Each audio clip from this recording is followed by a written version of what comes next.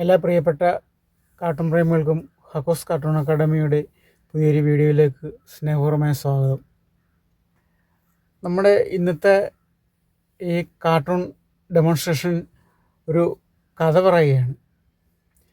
ഒരു കഥയിൽ ഈ ഇപ്പം നടക്കുന്ന രാഷ്ട്രീയമായിട്ടോ നമ്മുടെ ചുറ്റുപാട് നടക്കുന്ന കാര്യങ്ങളുമായിട്ടോ ഒന്നും ഇതിന് യാതൊരു ബന്ധവുമില്ല. ഇനി അഥവാ സാമ്യം തോന്നുന്നെങ്കിൽ അത് യാദൃച്ഛികം മാത്രമാണ്.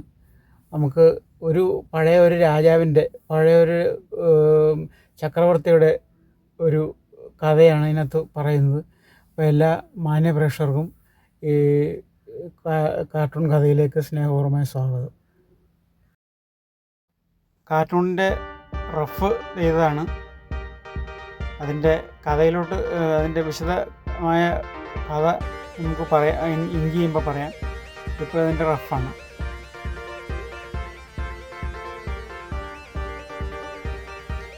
അപ്പോൾ നമുക്കിതിൻ്റെ കഥയിലോട്ട് കിടക്കാം. പണ്ട് എന്ന് വെച്ചാൽ വളരെ പണ്ട് വെള്ളരിക്കാപട്ടണം എന്ന് പറഞ്ഞൊരു രാജ്യം ഉണ്ടായിരുന്നു. ആ രാജ്യത്തെ ഒരു രാജാവ് ഉണ്ടായിരുന്നു. ഒരുമാതിരി കോമാളി രാജാവാണ്. അപ്പോൾ അദ്ദേഹത്തിൻ്റെ ഈ മറ്റേ കിരീടത്തിൽ കുറേ തൂവലുകളുണ്ട്. നമ്മളിവിടെ 3 തൂവലുകൾ വരച്ചിട്ടുള്ളൂ. പക്ഷെ എന്നാലും ആയിരക്കണക്കിന് ലക്ഷക്കണക്കിന് പെൺതൂവലുകൾ കുത്തിയ ഒരു മറ്റേ കിരീടമാണ് അദ്ദേഹത്തിന്. അപ്പോൾ അദ്ദേഹം ഇങ്ങനെ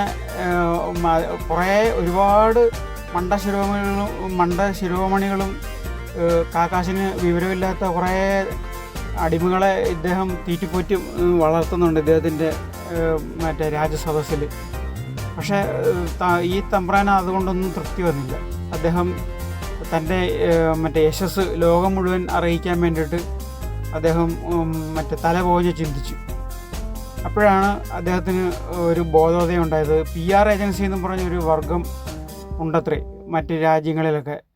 അപ്പോൾ അവരെ വിളിച്ച് വരുത്തിയാൽ അവർ ഈ ഒരുപാട് ഇദ്ദേഹത്തിൻ്റെ ഇമേജ് അങ്ങ് ഉയർത്തി മാനം മുട്ടയാക്കുമെന്ന് ഒരു ഉപദേശം ഇദ്ദേഹത്തിന് കിട്ടി.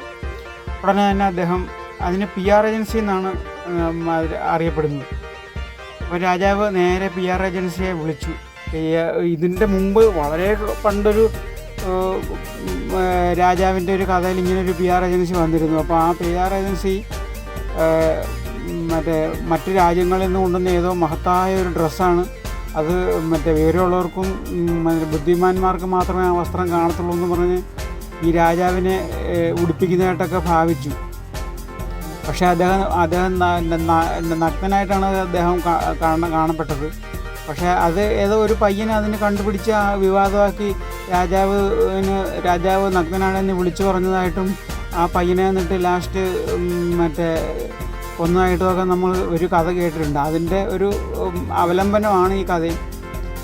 അങ്ങനെ രാജാവ് PR ഏജൻസിയെ വിളിച്ചുകൊണ്ട് വന്നു. അപ്പോൾ PR ഏജൻസി പറഞ്ഞു ഇങ്ങനെ മറ്റേ രാജാവിൻ്റെ കാര്യം പോലെ തന്നെ ഡ്രസ്സ് ഉടുപ്പിക്കുന്നതായിട്ടൊക്കെ കാണിച്ചു. വലിയൊരു കസേര, ഭയങ്കരമായിട്ടൊരു സിംഹാസനമൊക്കെ പണിത് അതിൻ്റെ ഗുണഗണങ്ങളൊക്കെ വർണ്ണിച്ചു. അപ്പോൾ അതിലിരിക്കുന്നതായിട്ടൊക്കെ ഭാവിച്ചു. അവൻ ഭയങ്കര സെറ്റപ്പിലാണ് ഈ പൊന്നുതമ്പുരാൻ ഇരിക്കുന്നത്. അപ്പോൾ പൊന്നുതമ്പുരാൻ്റെ വിചാരം ഈ രാജാവ് ഈ PR ഏജൻസികൾ ഭയങ്കര വിദഗ്ധമായിട്ട് തന്നെ ഒരുക്കി നല്ല സിംഹാസനമൊക്കെ തന്ന് നല്ല അടിപൊളിയാക്കി ഇരുത്തിയിട്ടുണ്ടെന്ന്. അങ്ങനെ രാജാവ് സിംഹാസനാരൂഢനായി അങ്ങനെ ഇരിക്കുകയാണ്. അത് ഈ PR ഏജൻസി കൊടുത്ത ഡ്രസ്സാണ് നമ്മൾ ഈ കാണുന്നത്. അങ്ങനെ PR ഏജൻസി ഇദ്ദേഹത്തിന് ഇല്ലാത്ത ഗുണഗണങ്ങളെല്ലാം വർണ്ണിച്ച് വാനോളം പുകഴ്ത്തി ഇങ്ങനെ വാണരുളുകയാണ് അദ്ദേഹം. അപ്പോൾ ആ ഒരു രംഗമാണ് നമ്മളിപ്പോൾ കാണുന്നത്. അദ്ദേഹത്തിന് ഒരുക്കിയ PR ഏജൻസി ഈ രാജാവിനെ ഒരുക്കിയിരിക്കുന്നതാണ് നമ്മൾ ഈ കാണുന്നത്.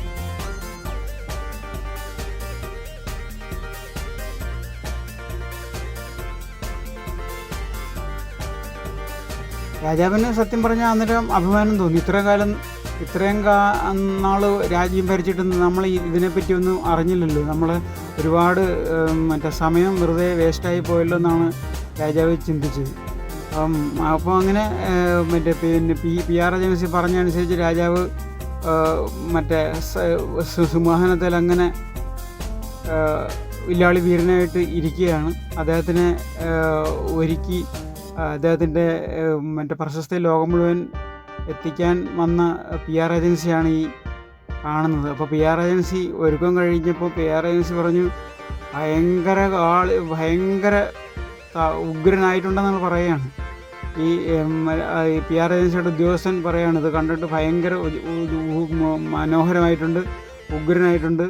അതായത് അത് കണക്ക് ബുദ്ധിയുള്ളവർക്കും മഹാന്മാർക്കും തലയിൽ ഓളയുള്ളവർക്കും മാത്രമേ ഇത് കാണാൻ പറ്റത്തുള്ളൂ.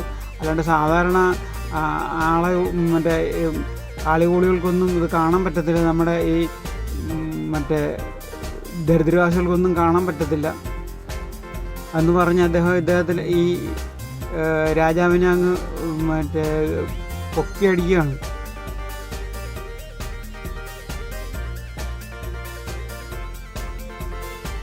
ഉഗ്രൻ അതിമനോഹരമായിരിക്കുന്നു പറയാണ് ഈ PR ഏജൻസി.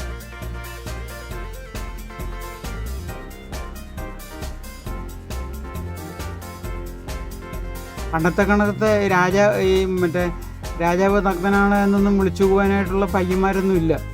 അങ്ങനത്തെ പയ്യന്മാരെല്ലാം നേരത്തെ തന്നെ തുറുങ്കിലടച്ച് രാജാവ് രംഗം നല്ല തനിക്ക് അനുകൂലമാക്കിയിട്ടുണ്ടായിരുന്നു. അതുകൊണ്ട് അങ്ങനെ മണ്ടത്തരമൊന്നും പറയാനായിട്ട് ആരുമില്ല. എല്ലാവരും ഇതിന് മഹോന്നതം, അതായത് ദിവസമ്പം ആശ്ചര്യം നമുക്കും കിട്ടണം പണമെന്നുള്ള മട്ടിൽ ഇദ്ദേഹത്തിന് പ്രകീർത്തിക്കുന്ന ആൾക്കാരേ ഉള്ളൂ. അല്ലാണ്ട് പയ്യന്മാരെ ഇങ്ങനെ തുണി കൊടുക്കത്തില്ല എന്ന് പറഞ്ഞ പയ്യന്മാരെയൊക്കെ നേരത്തെ അകത്താക്കി. അങ്ങനെ വാണരുളുകയാണ് ഈ നമ്മുടെ പൊന്നുതമ്പുരാൻ്റെ മറ്റേ ലീലാവിലാസങ്ങളിൽ ഏറ്റവും മുഖ്യമായ ഒരു ഇതാണ് ഇപ്പോൾ ഈ കാണുന്നത്.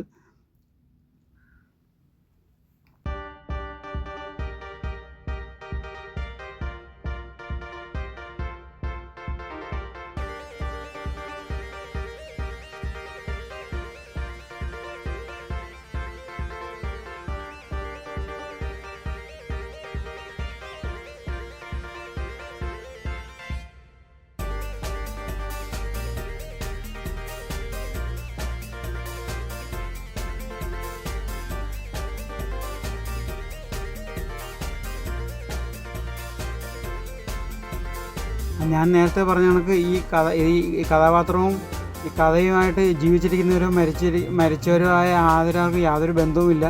ഇത് വെറും ഒരു സാങ്കല്പിക കഥയാണ്.